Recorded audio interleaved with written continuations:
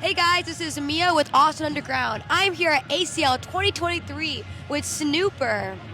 Hello. Yo. Hey, we're Snooper. How are y'all feeling? Feeling good. Pretty good. Yeah, Good? feeling great. Have you recovered from your crazy set?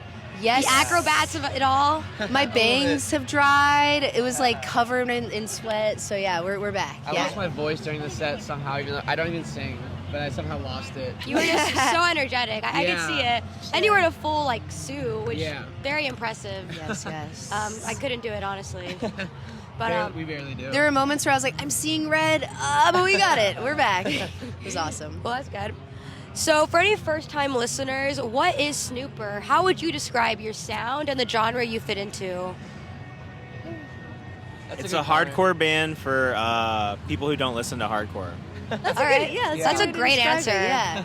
I think like for me, I've been to so many shows and like leaving, like Connor's my boyfriend and we leave and he's like, the guitar tone was so amazing, or like this part was so great, and I'm like, I didn't even see that. So like I think we do a really good job of like bringing in the audience. Like that part to me feels really important. When we bring out the puppet or whatever, I'm like, I just want people to dance and feel like they're all a part of the set. Yeah, so absolutely. Happy gets out in the crowd. We try and get out there and like, I don't know. Yeah. No, absolutely. I could definitely, I mean, it was my first show of seeing you guys, and it was kind of incredible. Everyone was definitely into it. What does this creature mean? Like, what is this alien? Who thought of it? Like, I think it's a question on everyone's minds. That's a Blair creation right there. Yeah, at first. So I've been making like paper mache props and stuff for a long time. I've been doing like heads. I do like I make a balloon. I blow up a balloon, do paper mache over it, and do like masks and stuff. Okay. And so the band started, and everyone was like, "You should bring out the masks for the set." And I was like, I don't know. We're playing like kind of punk, hardcore music. Like they're gonna think this is so goofy. And then we brought one out one time, and everyone was super responsive They went crazy. to it. So it kind of it worked. Except for, like with the occasional, the puppet will get an ass beating. Yeah. Well, I always joke that. Sorry, Harry James. Yeah, I always joke that like I think people don't really know what to do. Like it's a very like wholesome experience when you see a giant puppet. Like Absolutely. he's a really friendly looking guy, and so like sometimes like people will like punch it or like do something, and I'm like, how dare they? If that's what you feel called to do, okay. But yeah, it's funny to see people's responses to the So puppet. have you had to make new ones and Oh yeah. Oh wow. Oh yeah. I have a funny story about this. We were touring the West Coast this past summer, and we were in California somewhere. I think it's like Slow or something like that. And we were on the way to a show, but the puppet had broken at the previous show, like the nose snapped off or something.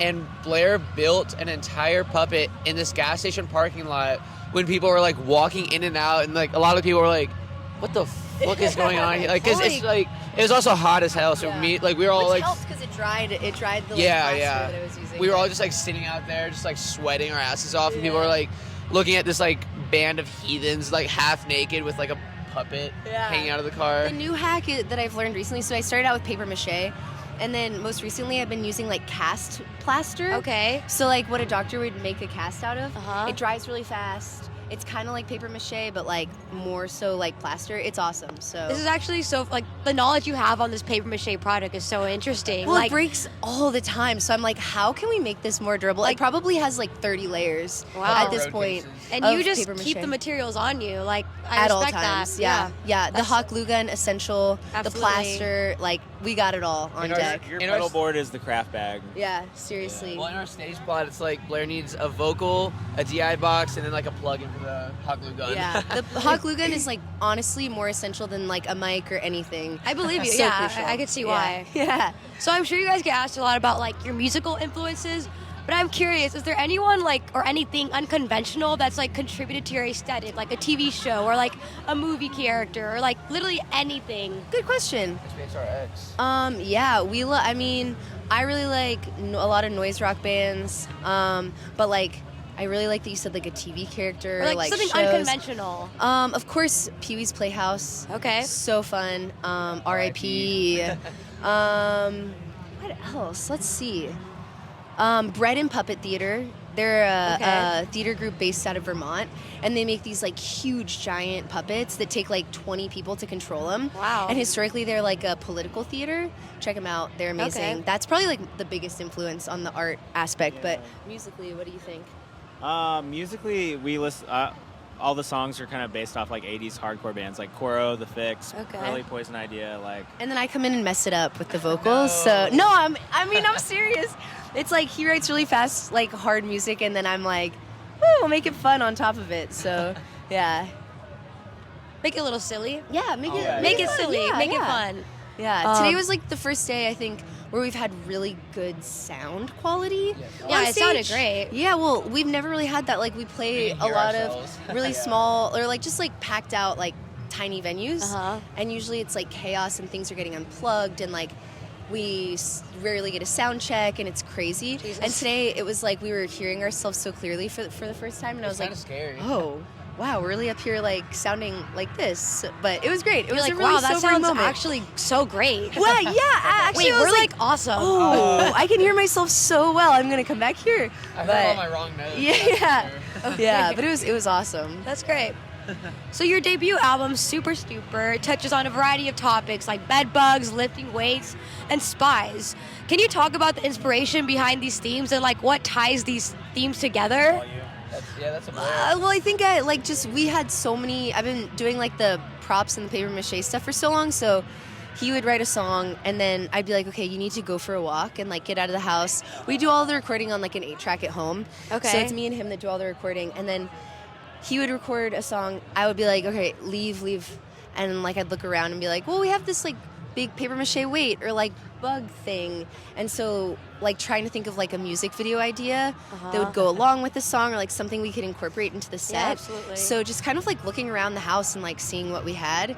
The weight I had made before we did fitness, and it was COVID and I thought it would be really funny to like lift weights in the kitchen and like take a picture of it.